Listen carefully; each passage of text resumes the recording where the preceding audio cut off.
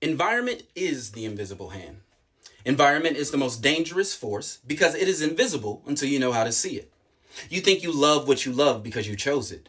You think you believe what you believe because it's right, but most of it, most of you, was given to you by the environment. You inherited your beliefs like a family heirloom you didn't know you could refuse.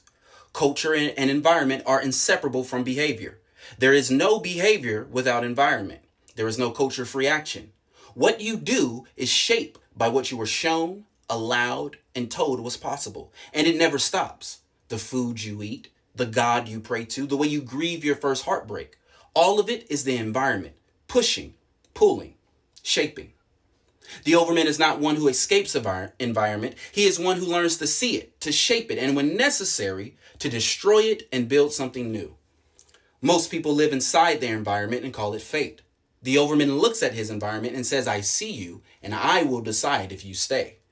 You cannot understand the self without seeing the environment's hand. You do not know who you are until you know where the world ends and you begin. Society. Society is the collective mind of humanity. It is the child of the self that grows to shape the self. It tells us who we are, what we can be, and what is impossible. The overman knows that society is neither real nor fake. It is a tool. And tools must serve or they must be rebuilt. Society is a creation of the self, but now it shapes the self. Society did not exist before the self. The self came first, then created society to survive, thrive, and give shared meaning. Society is the child of the self, but like all children, it grew up and became the parent. Now, society is permanent. There is no returning to a pre-society human condition without apocalyptic collapse or divine reset. Society is the collective mind. It sets limits and grants permissions to the selves. Society creates rules, laws, norms, culture, identity systems, shaping what people believe is possible or impossible.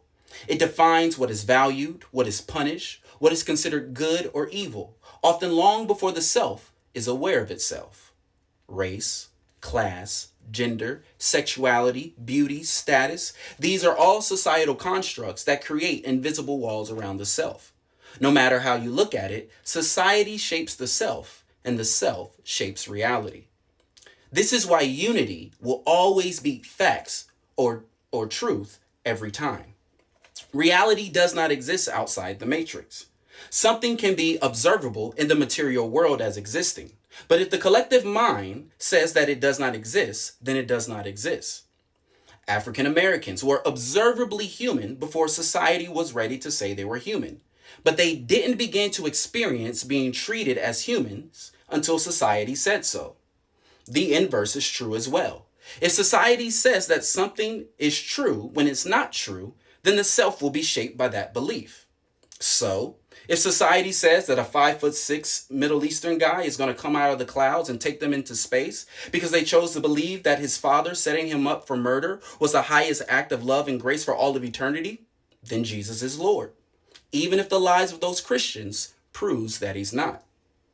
But aren't we just talking about the environment again? Environment existed before society. It includes everything that shapes the self: nature, climate, predators, natural disasters, tribes, the unknown as is experience.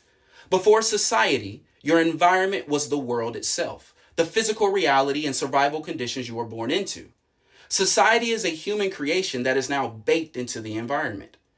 Society was born when selves gathered, created systems, rules, meanings, and power structure.